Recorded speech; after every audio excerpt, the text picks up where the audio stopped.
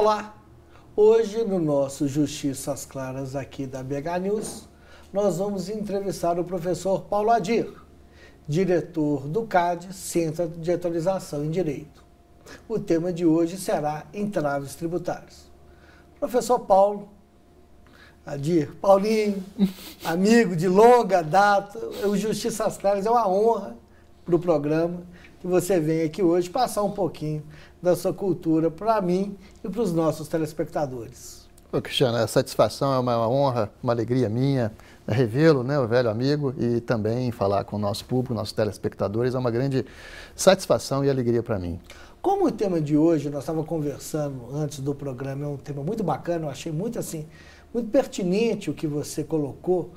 Eu gostaria que você começasse nessa questão dos entraves tributários sobre aquela questão que você falou sobre a escassez, a questão do custo. Não é muito a nossa área de advogado, mas como você também tramita muito bem nessa área de direito econômico, explica para o nosso telespectador para a gente chegar no tema final, que é o entrave tributário. É um conceito básico em economia que é preciso colocar aqui para que a gente possa entender qualquer fenômeno econômico, é o conceito de custo de oportunidade, que deriva da ideia de escassez. O conceito, a ideia de escassez, ela é básica, ela é fundamental em economia. Pode-se dizer que toda a ciência econômica ela é construída em torno da ideia ou do conceito de escassez. Ou seja, as necessidades humanas são ilimitadas, são infinitas, ao passo que os recursos produtivos, são escassos.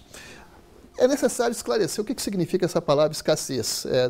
Ela não tem em economia o mesmo sentido do senso comum. Quando nós estamos, por exemplo, numa conversa de boteco e alguém diz que a cerveja está escassa, a ideia que se tem é que ela está acabando, que a quantidade é pequena, né? E não é essa a ideia que se tem em economia. Dizer que os recursos são escassos significa que eles são limitados, não necessariamente poucos.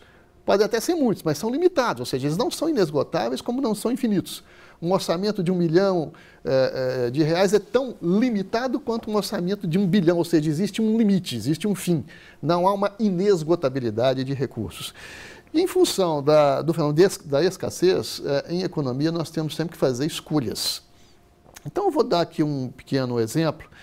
Digamos que nós tenhamos uma indústria de bebidas que tanto pode produzir cerveja como pode produzir uísque. Okay. Mas os recursos são escassos, digamos, R$1 milhão. Não temos mais do que isso.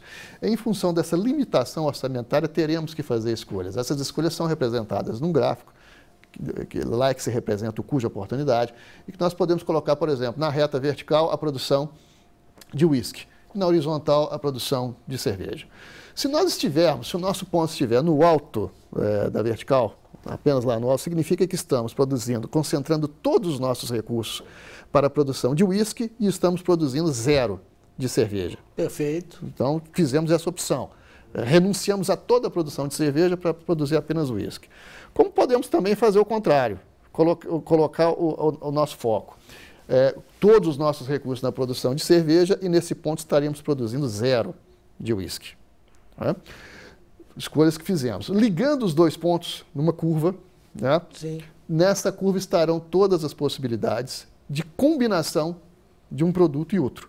Então, digamos, reduzimos um pouco a produção de uísque. Significa que vamos já aumentar a produção de cerveja e assim sucessivamente. Nós podemos ter vários pontos na curva em que vamos aumentando a produção de cerveja, mas a cada vez que aumentarmos a produção de cerveja implica uma renúncia, uma redução na produção de uísque.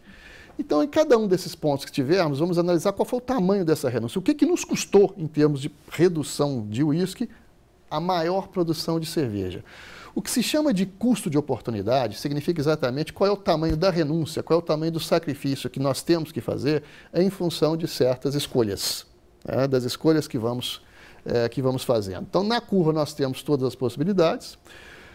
Fora da curva, e aí vem uma expressão que tem sido muito utilizada hoje no linguajar cotidiano, a decisão do tribunal foi um ponto fora da curva. E às vezes as pessoas falam isso sem saber exatamente o que isso significa. Então explica para o nosso telespectador para ele ficar mais instruído. O ponto fora da curva significa um ponto onde a produção não é possível com os recursos que temos. Não temos recursos para aquela produção. Ou nós temos que ter mais dinheiro, mais mão de obra, mais tecnologia, enfim, só será possível alcançá-lo se houver um aumento de recursos produtivos. Esse é que é o ponto fora da curva. Ele é inalcançável com os recursos existentes. E há o ponto dentro da curva, ele não está na curva, mas ele está dentro da curva, que ele é chamado de ponto ineficiente. Perfeito. A curva seria o ponto ideal, vamos colocar assim. É o ponto ideal porque ali pode se produzir utilizando todos os recursos disponíveis. É o aproveitamento total dos recursos. Dentro da curva, nós temos uma produção possível, porém ineficiente, em que há um desperdício de recursos. Não há um emprego da totalidade dos recursos que estão disponíveis. Né? A curva ela tem duas características básicas. Digamos, ela é descendente e côncava. Descendente por quê? Porque nós só conseguimos fazer certa escolha mediante renúncia a outra possibilidade. Só conseguimos aumentar a produção de cerveja mediante renúncia à produção de uísque. E ela é côncava, porque esse sacrifício ela é cada vez maior. Na medida em que nossa produção de uísque vai baixar, por exemplo, só temos agora uma produção de 100 garrafas. Se tivermos que cortar para 50, esse sacrifício ele tem um significado maior do que quando tínhamos uma grande produção. Então a curva tem esse formato, ela é côncava e descendente. E como que isso se aplica em relação aos tributos, para a gente encerrar esse bloco? Se aplica... Ou na sociedade, de uma forma geral, no custo? Essa ideia ela é importante e atual hoje, num momento que nós estamos discutindo reformas. Reformas do Estado. Então, seja qualquer reforma, seja ela previdenciária ou fiscal, tributária, estaremos sempre diante dessa necessidade de fazer renúncias em função de determinadas escolhas. Perfeito. Então, digamos, por exemplo, um prefeito municipal que está trabalhando com um determinado orçamento, ele terá escolhas a fazer. O que é prioritário, digamos, naquele município? A escolha do prefeito foi priorizar a educação pública. Certo, mas priorizar recursos para a educação pública significará necessariamente uma renúncia a outras necessidades. O que custa, por exemplo, para a saúde essa escolha que o prefeito vai fazer em priorizar a educação? Qual o tamanho do sacrifício para os recursos da saúde, por exemplo? Então, ele terá sempre diante, aquele que lida com recursos, sejam privados ou seja públicos, terá sempre esse drama diante dele. Escolhas, e a cada escolha vai significar uma renúncia. Eu vou te interromper para a gente continuar no outro bloco, para você explicar melhor como que isso se aplica na economia e, obviamente, no direito. Pessoal, nós vamos fazer um pequeno intervalo, já já voltamos com o Justiça às Claras. É só um minuto.